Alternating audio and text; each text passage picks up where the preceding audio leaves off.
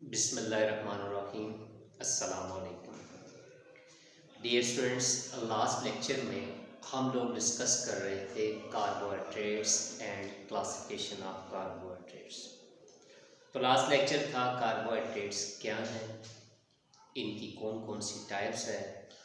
तो इनकी टाइप्स में एक टाइप हमने डिटेल से डिस्कस कर ली है, मोनोसैकेराइड्स। तो आज के इस लेक्चर में हम लोग डिस्कस करने जा रहे हैं second and third type of carbohydrates, वो हैं ओलिगोसैकेराइड्स एंड पॉलीसैकेराइड्स। तो डियर स्टूडेंट, ओलिगोसैकेराइड्स क्या है? ओलिगोसैकेराइड्स को हम इस तरह से डिफाइन करते हैं, the carbohydrates which produce 2 to 9 molecules of monosaccharide on hydrolysis.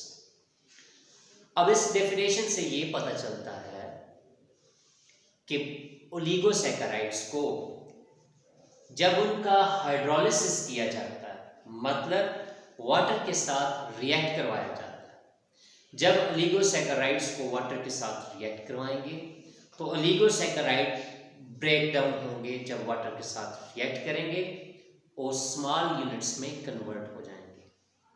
अब ये जो स्मॉल यूनिट हैं ये मोनोसैकेराइड्स कहलाते हैं।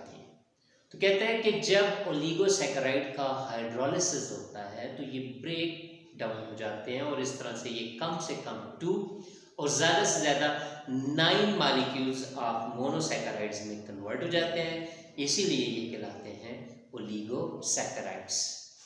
ओलिगोसैकेराइड्स की प्रॉपर्टीज़ क्या हैं? सबसे पहले इनकी स्टेट, तो oligosaccharides are found in solid state. इनकी फिजिकल स्टेट सॉलिड होती है। और ये कौन से सॉलिड्स होते हैं? These are crystalline solids. इसका मतलब ये है इनके अंदर रेगुलर अरेंजमेंट ऑफ पार्टिकल्स या यूनिट्स होती है, जिसकी वजह से इनकी अपनी एक स्पेसिफिक जियोमेट्रिक शेप होती है। तो इसलिए इनकी प्रॉपर्टीज भी जो है वो क्रिस्टलाइन सॉलिड्स की तरह हैं। नेक्स्ट प्रॉपर्टी की तरफ जाते हैं, वो है सोलेबिलिटी। तो ओलिगोसैकेराइड्स आर वाटर सॉल्युबल। तो इनके अंदर जो है जिस तरह से मोनोसैकेराइड्स वाटर के अंदर सॉल्युबल हैं, इसी तरह से ओलिगोसैकेराइड्स भी पानी के अंदर हल होती है। नेक्स्ट प्रॉपर्टी आ गई टेस्ट। लास्ट टाइम आपने पढ़ा कि मोनोसैकेराइड्स का टेस्ट स्वीट होता है, इसीलिए मोनोसैकेराइड्स को सिंपल शुगर्स भी कहते हैं। तो ओलिगोसैकेराइड्स का टेस्ट भी क्या होता है? स्वीट होता है। नेक्स्ट आ गया टाइप्स ऑफ ओलिगोसैकेराइड्स। अब ओलिगोसैकेराइड्स की भी टाइप्स होती हैं।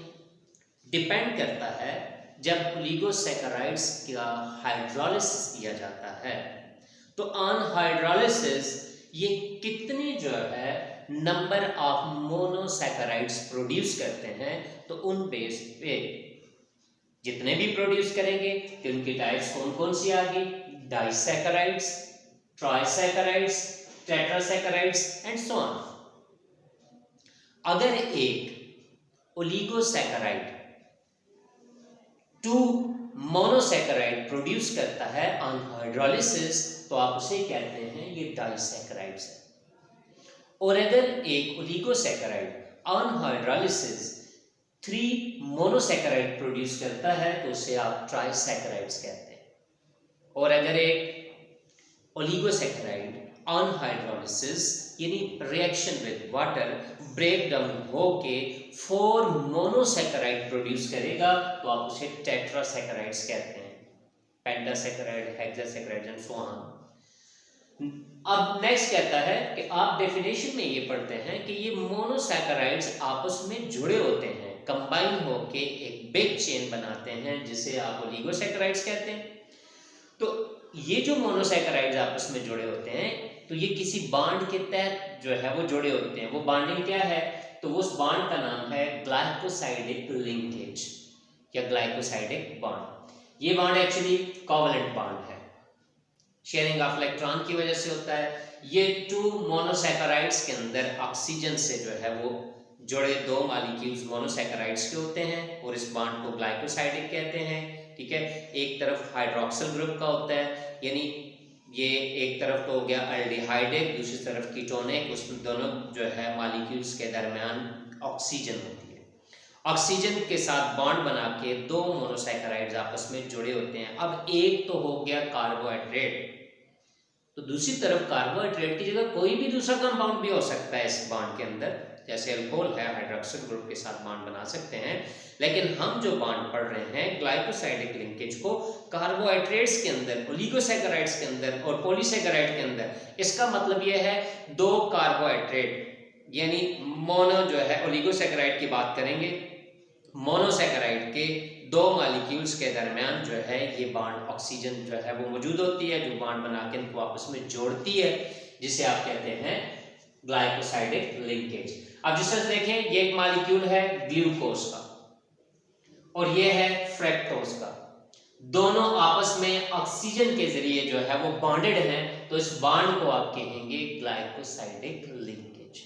तो ये ग्लाइकोसाइडिक लिंकेज के जरिए दोनों जो है मोनोसैकेराइड आपस में जुड़ के ओलिगोसैकेराइड बनाया हुआ है। इसकी एग्जांपल्स, तो simple and best example oligosaccharide की है सक्रोज, शुगर, चीनी जिसे आप कहते हैं। सक्रोज का फार्मूला है C12H22O11।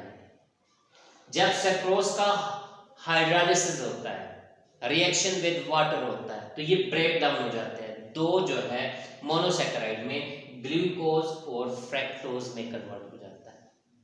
अब ग्लूकोज और फ्रक्टोज दोनों मोनोसैकेराइड्स हैं, दोनों का मॉलिक्यूलर फार्मूला सेम है C6H12O6, लेकिन ग्लूकोज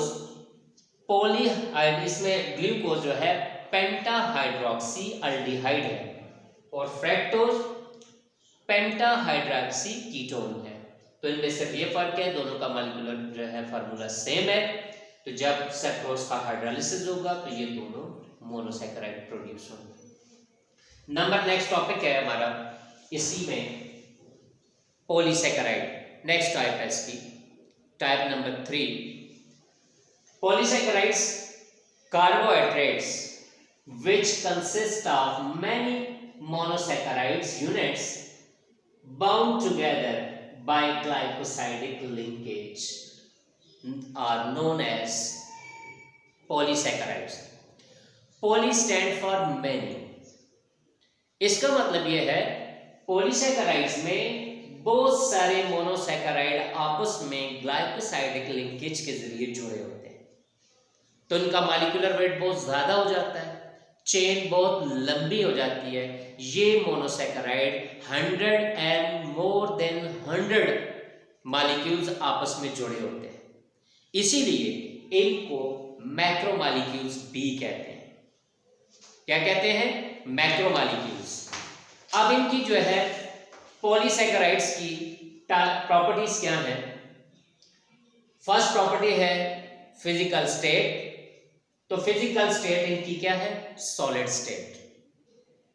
ये भी कार्बोहाइड्रेट्स जिस तरह से मोनोसैकेराइड्स सॉलिड्स हैं, ओलिगोसैकेराइड्स भी सॉलिड्स हैं, तो पॉलीसैकेराइड्स भी सॉलिड है।